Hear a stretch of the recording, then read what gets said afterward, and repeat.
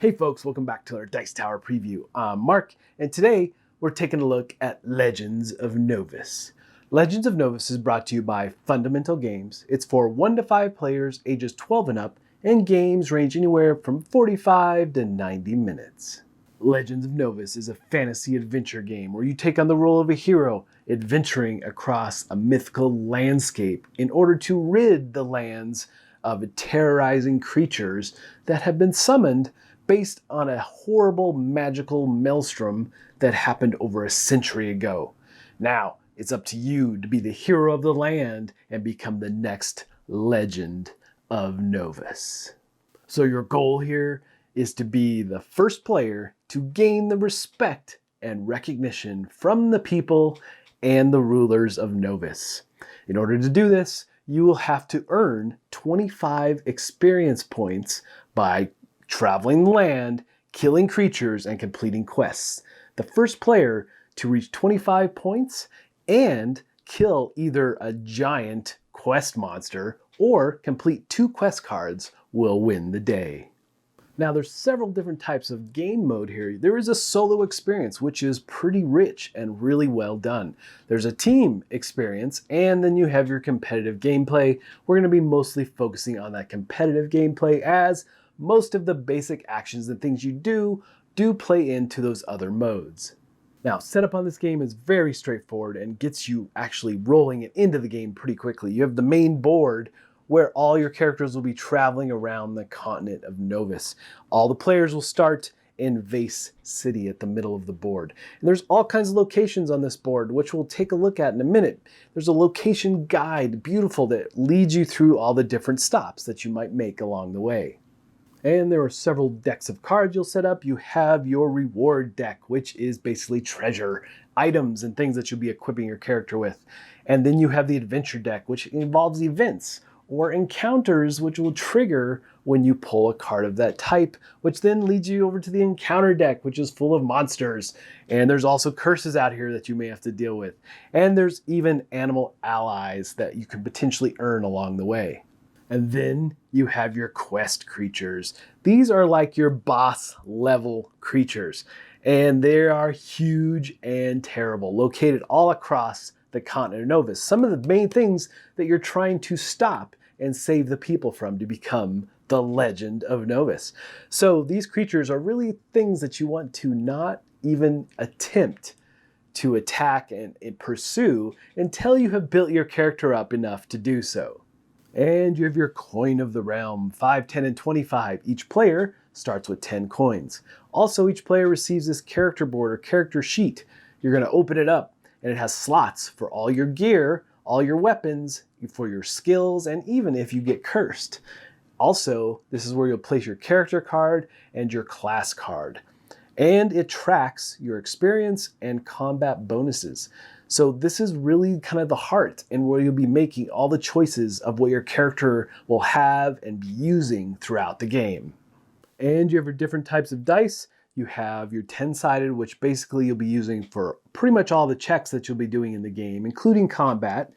And you have your travel dice that gets rolled every time you travel across the map to see what things happen. Maybe you get more adventure, or maybe you run into creatures, or maybe you just find reward along the way. And finally, you have your reference guide, which really is handy because it gives you a lot of information. Once you get really familiar with the rules, this card is really all you need. It's got your conversion for gold to experience, your conversion for experience to what your combat bonus will be based on that level. And then on the back side of it, or the other side, you have your turn summary. And really the game just evolves around this turn summary, which really moves through turns pretty quickly because you're only doing a couple things and deciding where you're going to place cards and so forth. Now, there are 3 phases to each player's turn. The first thing we're looking at is the preparation phase. This is really you gearing up before you travel across the landscape or explore. And the first thing you're looking at maybe is gear. You're looking at reward cards, and each of these different types of cards are clearly printed on the back so you know what type you're looking at. Now, the reward cards are typically gear and things of that nature, so you're going to be adding equipment or weapons or different things to your character to enhance it before you head out on your next adventure. So you also have adventure cards. Now, if you have any adventure cards in your hand, you can play them, but only one during the preparation phase. Now, you also have the option of spending 25 gold to acquire more adventure cards or more reward cards.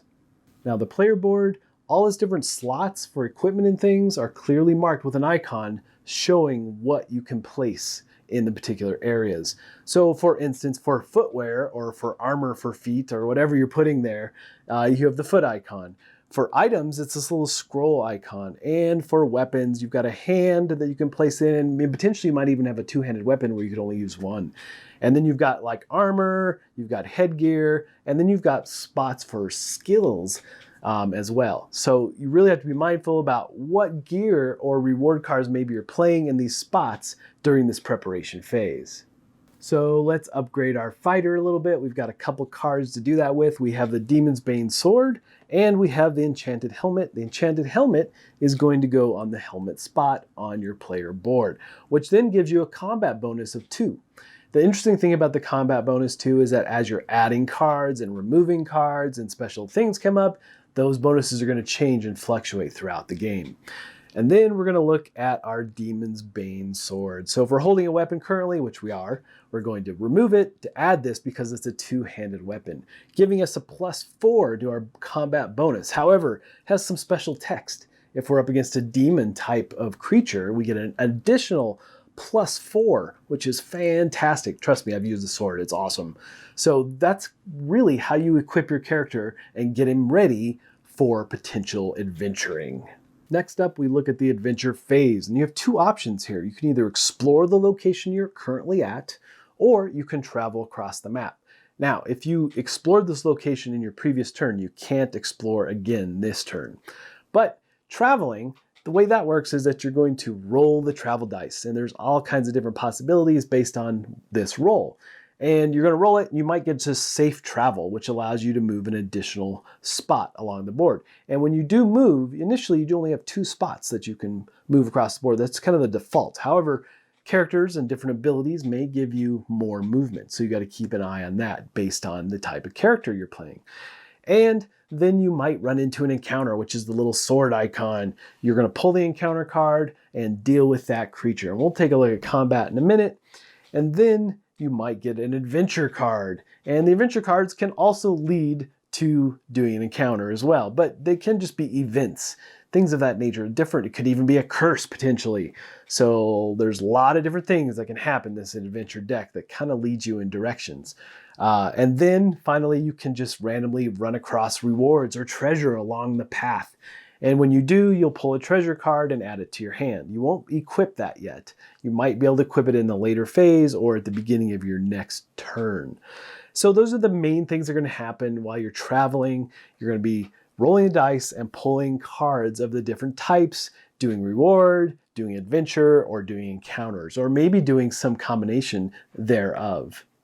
Once you reach that location spot, then you consult the location guide, and there's all kinds of different things that can happen here. Things could trigger once you reach the spot, or it might just be an option for something that happens when you explore the spot. So you do have to consult the guide every time you travel across the map until you kind of learn all the different locations and things. But you can look ahead and kind of figure out where you want to go based on what you're doing in the game and what you're trying to achieve at that point. So if you're exploring now, instead of traveling, first thing you're going to do is look at the location and consult the location guide, because there might be specific requirements to your explore action based on the location. And they can vary greatly. There can be really good things that happen. You could get experience or gold based on your character and character class.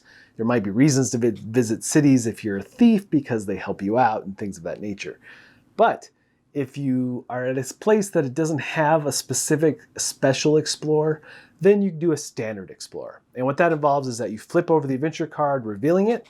And if it's an encounter, then you have to fight a creature.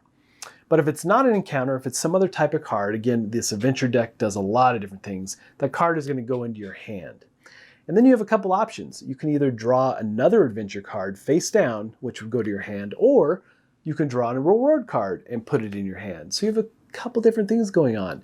But you also have the option, if you have not battled in this phase, if you have an encounter card in your hand that you acquired from a previous round, then you can actually battle a creature in this location by playing that card. So again, there's a lot of different things that can happen on this Explorer phase. Consulting the location guide early on in gameplay, kind of figuring out your path is really kind of key. Or you can play like we did the first time and only look at locations when you first show up just to be kind of surprised. But there's a lot of different ways you can play and do it. But you know, you're trying to get those points and trying to get those quest cards. And the way you get quest cards is through Adventure Deck. So there is a reason to keep digging through that adventure deck. So the last phase of your turn is the recovery phase. And the first thing you're looking at is that if you have any reward cards left in your hand, maybe you want to equip them on your character and enhance your character for later turns or later rounds. Now, you also have the option, if you're in a city, to take any of your treasure cards or reward cards and sell them for the gold value located in the bottom right. So those are a couple different options you can do. Now, if you have any event cards in your hand, you can play one of those in this phase as well. And this is the phase where if you have hit experience of 10 or more, then you can increase your character's class, basically moving from a basic class character from like a fighter or a mage, moving them to like a ballistic battle mage, just enhancing your character even further. And of course, then at the end of your turn, at the end of this phase, you have to make sure you have 5 cards in your hand or less. All right, so those 3 phases, kind of an overview of all the different things you're going to be doing on your turn. Now, let's take a look at combat, because you're going to be a lot of fighting in this game, adding up your bonuses, trying to defeat the creatures, and so forth. So we look at the encounter deck. There's a lot of different creatures here, a lot of different directions that can happen, but we pull the card and we got the Feral Wolf. So he has a combat value of 3, and the player to your right is going to roll the black dice. So let's say they roll an 8. We're going to add that value to the 3. We have an 11. So you have to meet or beat that value in order to defeat this creature. Now, he has a couple pluses, or 1 plus, that a specific thing. This Feral Wolf gains a +1 bonus to its combat if you do not have an equipped weapon on your character. So that could happen early on in the game, potentially. So he could be at a 12 based on the state of your character. But you roll your dice and add your combat value, hopefully, most likely beating this wolf if you're especially later in the game where you've gained some pretty nice combat value. But you always have to roll because a 1 is always a failure. So hopefully you've defeated the creature, you've not rolled a 1, and you're going to look at the rewards. So you look next to the combat value, there's a 1 experience, so you gain 1 experience and add that to your experience bonuses. And then you look to see if there's any other victory conditions, like gaining 1 reward card in this case. Now, if you'd been defeated, though, you would lose 1 experience. So this is pretty minor compared to some of the other things that can happen when you're defeated. You can get cursed in some cases. So you really want to add all your bonuses and things in as much as possible. Now, one of the nice things is that when you do battle, if you have cards in your hand that potentially could help you, or different, items that you could, like potions that you could use to help you out, you can wait to use those things until you see what the dice outcome is. That way you don't waste cards in the process of battling creatures. And like I said, again, rolling a 1 is always bad, so you want to hopefully avoid that at all costs. Now, potentially you might come up against a creature that is just too much to handle. And if you decide to try to escape before the combat roll happens, you can do so. You roll your 10-sided dice, and if you roll a 6 or higher, you escape. However, if you don't, then you still have to battle the creature, and you're going to be at -1 for the rest of that battle. So it's a decision to be made. However, there are characters and class abilities that give you special bonuses for trying to escape. All right, so that's the basics of the game. And obviously there's a lot more here. There's a lot of different types of equipment, a lot of combinations that you can create along the way to make your character bigger and better. And again, those win conditions are about gaining 25 experience and either completing 2 quest cards or fighting one of these boss monsters will win you the game. So But along the way, there's all these amazing locations with very different things they do. And the location guide and the artwork in this game is really beautiful. And all the different characters and their class abilities really enhance the character. And when you level up the character, when you hit that 10 experience and you get to move to an advanced class, then again, you obviously have to be mindful. The advanced class has to have your basic class type character icon in the advanced class, but you get to have dual class basically and do all kinds of different things. And all these characters can wildly change up how you play the game, which adds a lot of replayability, and I could see a lot of expansions in the future for it.